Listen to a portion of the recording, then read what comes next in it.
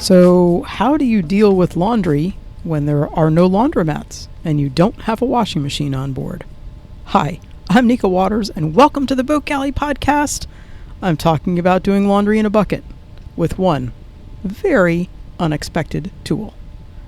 Today's episode of the Boat Galley Podcast is sponsored by fastseas.com. That's FASTSEAS.com.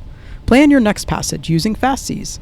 Whether you're after speed or comfort, FastSeas will find the optimum route to your destination. FastSeas, making weather routing simple. Created by a cruiser for other cruisers. It's a great tool. Use coupon code GALLEY, that's GALLEY, for an exclusive 10% discount. So once you've gotten somewhere and you've used FastSeas to plan your passage and you've done a great job and you've gotten there, then you probably have some laundry to do. At least we do on Calypso. And when we first started cruising in the early 1990s, our budget was tiny and paying even for a laundromat was out of the question. Bucket life. Yep, laundry in a bucket. And even though we've decided that we're keeping on cruising on Calypso, and one of the requirements is that we would splurge for laundromats wherever possible, we're in a part of the world now in French Polynesia where we haven't found a laundromat.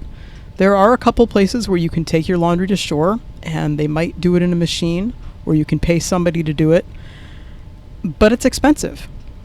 And $10 a load is not uncommon. There's one spot actually in Hiva-Oa where it's $5, it's 500 French Polynesian francs, which is basically $5 per kilo of laundry. So if you come in and you're in there after a month on passage and you've got 4 big loads of laundry, that's going to cost you a lot of money to get your laundromat stuff done.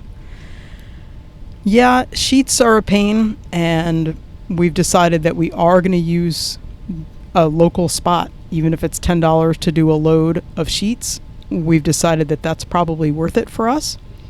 But in terms of our regular everyday clothes, our underwear and our shorts and our t-shirts, we're doing it in a bucket.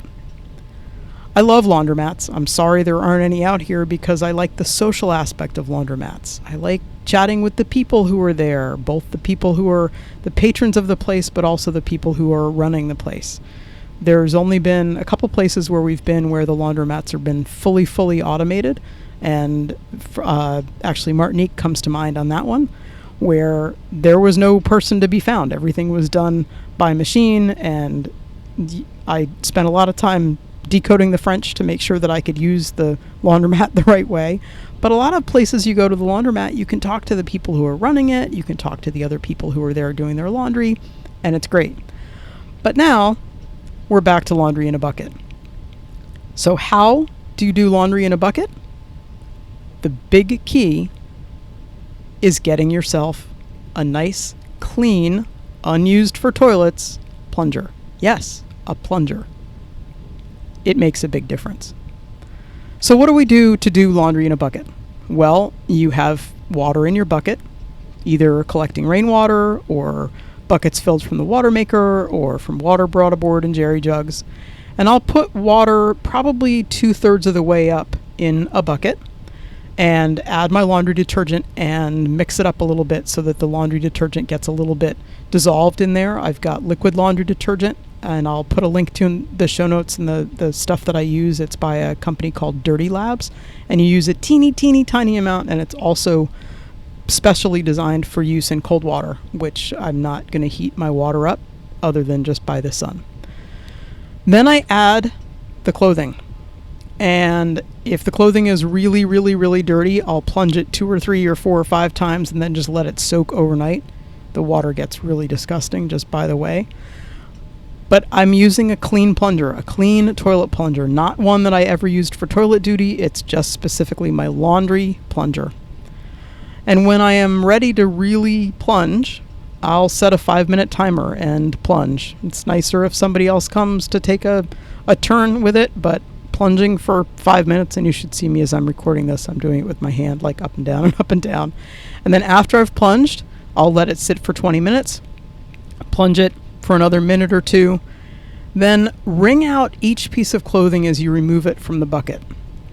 If you've got a second bucket that you have put clean water into, great. If you only have one bucket, empty the bucket that you did that stuff in and then add in your clean water. Step back a little bit. Why do you want to wring out each piece of clothing as you remove it from the bucket? Well, you're wringing out as much of the soapy water as you can. Otherwise, what you're going to do is you're just going to take all that soapy water and put it into the rinse bucket. So you might as well get as much of that soapy water out as you can before you put it into rinse water. Or if the clothes have been really disgusting, you might add a little bit more detergent and do that whole thing all over again. If you're rinsing it, you're plunging for 2 to 3 minutes, and I'll let it sit for a little bit. Repeat the rinse cycle if you need to, if the water is really disgusting still, or if you feel like there's too much soap. And one of the things, a little trick, don't forget with detergent, is that often we're used to using way too much detergent. And if you're using buckets, it's going to be much smaller amounts of water than a washing machine that you're used to.